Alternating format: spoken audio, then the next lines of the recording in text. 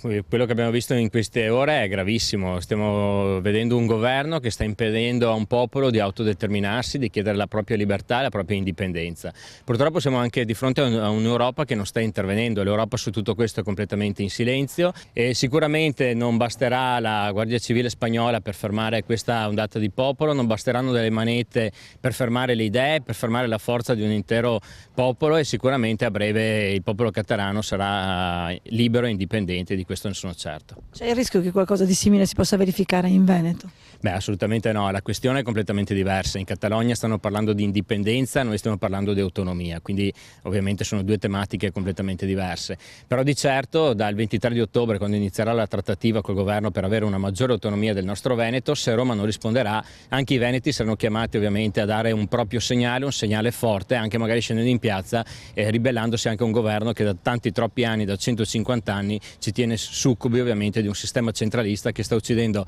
la nostra economia, ma ovviamente anche tutto il nostro sistema produttivo.